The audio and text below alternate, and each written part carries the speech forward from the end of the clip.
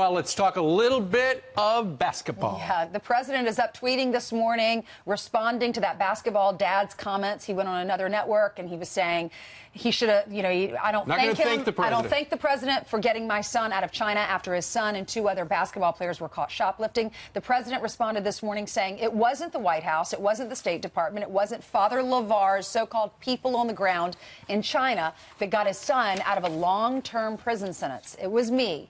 Too bad. LaVar is just a poor man's version of Don King, but without the hair. Whoa. Just think, LaVar, you could have spent the next 5 to 10 years during Thanksgiving with your son in China, but no NBA contract to support you. But remember, LaVar, shoplifting is not a little thing. It's a really big deal, especially in China.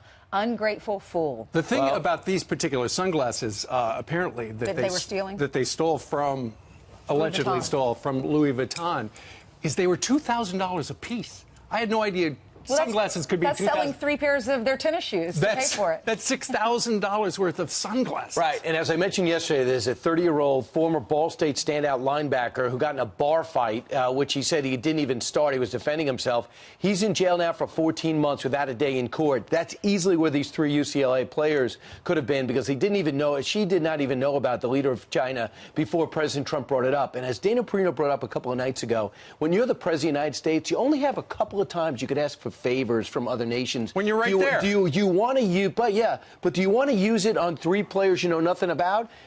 President Trump said, yeah, I'll use one of the favors. I'm going to just say, can you do me a favor and be easy on these guys? Can you get them out? Yeah. When it all happened, I thought, this is such a nice story, because these guys made a mistake. The president gave them a pass. The president helped get them home so they could be with their families, because all I could think about is Otto Warmbier doing something small that he shouldn't have been doing, and then it cost him his life. And so I was so grateful that these guys, who are great basketball players, are back here on American soil. Then they had their press conference. They thanked the president. I thought this could not have... Great. Everything great. Tied up with a pretty bow. And then their dad says all this crazy stuff, and it ignites the whole story and makes it bad. LaVar Ball just isn't a crazy person, or maybe he's crazy like a fox. He's getting more attention, more interest, becomes a center of controversy. I watched that back. I think the whole thing was a put-on with CNN. I think he was just saying the most outrageous thing possible so this story continues and he grows his brand. Well, he's done that in the past, right? Non-stop. Yeah, he is quite a self-promoter. Let's talk about the other controversy, and that the president has brought LaVar Ball out of the sports world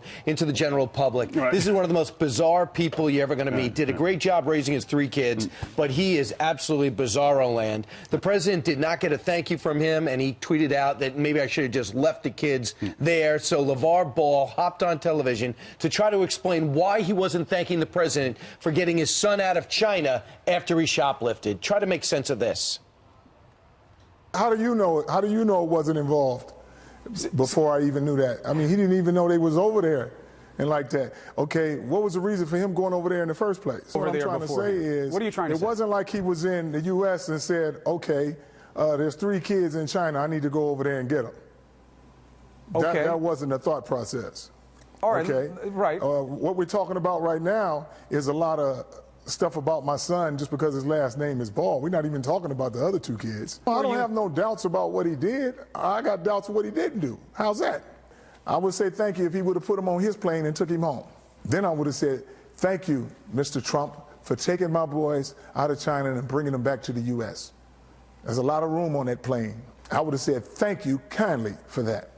The problem was the president wasn't going right home. He had to go to the Philippines and Vietnam. Yeah. So why didn't he take, 3 shoplifters on a tour of Asia with him? The first thing they tell you when they give you a passport is that when you're in a foreign jurisdiction, you're subject to the laws of that jurisdiction. Yeah. So if you're a Canadian bagpiper and they take you to Gitmo, then tough. And the idea that this boorish ingrate 3 petty criminals which in China that can ruin your life. 10 years. And the idea that somehow he didn't no, he should have taken them on an Air Force One. They should have been riding up front with him. I'm not sure he's not playing us. But I actually think it might have been an act last night. It was so bizarre. Well, it might be Twitter trolling.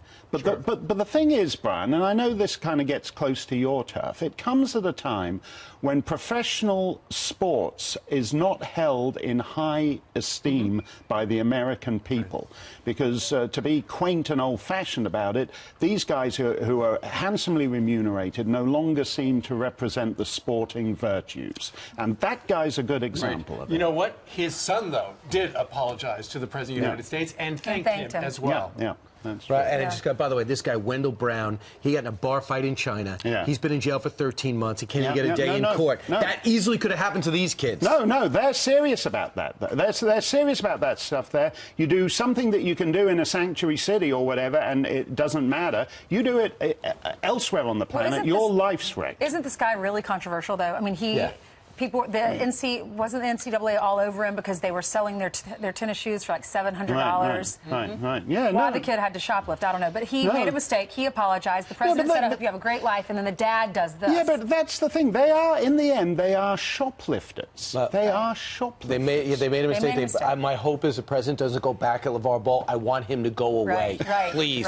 Please, Mr. President, don't tweet back. I don't want to talk about this tomorrow. The president is going to tweet when the president wants to tweet. I'm getting that idea. Just get used to it, Brian. That's what he does. You're influential, but you're not that influential. There you go. Sorry, Brian. All right, anything else? LaVar Ball. You put the LaVar Ball story in the same category as the NFL protests and believe this is a feud where the president wins. How come? This is a feud where the president wins, just like in the NFL protest, because, first of all, when the president actually did play a role in helping to release these 3 basketball players, when they thanked him for doing that, the president released a fairly gracious statement telling them to, stay out of trouble and have a great life. And it was only after the father, LaVar Ball, came out and said, one, that Trump didn't do anything to help his son, and 2, that shoplifting isn't a big deal anyway, that the president struck back. It's a classic Trump counterattack. And in this case, it will have the support not only of his base, but most Americans who oppose shoplifting. So this is just one of those feuds. It's not a big deal, but the president wins. So here now, Burgess Owens, former Super Bowl champion and author of Liberalism, or How to Turn Good Men into Whiners, Weenies, and Wimps, as he puts it. Burgess Owens, thank you very much for being here tonight. So you think the president was right to jump in on this or not? Well, I tell you, Martha, what concerns me is another missed opportunity to give a message to kids who really need to hear this message. There's 70% of black boys who do not have a dad in the household. If you look at the juvenile system, 85% of those kids don't have dads. So when you have a dad, you want him to stand up and do the right things. In this case here, we need to teach our kids to be thankful, number one, and to apologize when they make mistakes. And the very last thing, we make enough mistakes as it is, just trying to do the right things and still make mistakes. The last thing we need to teach our kids is no big deal to steal, lie, and cheat. So if you want to see some accountability, something's going to turn sour down the road, allow these young men, no matter how wealthy they are, to continue to lie, steal, and cheat. And they're going to see there's going to be an accountability process at some point. So you sort of see an underlying message here between, the NFL situation with kneeling on the field and this situation where the president's saying, no, that's not what I would do, essentially, as a parent. This is what you need to teach in terms of respect and accountability. Do you think that the president has a positive message here for these young African-American men, or is it racist, as you just heard charged? No, what's racist is to think that this is the way black people should think and the way black people should respond. No, I'm thankful for a president who's drawing lines across the board because it's not happening in these homes.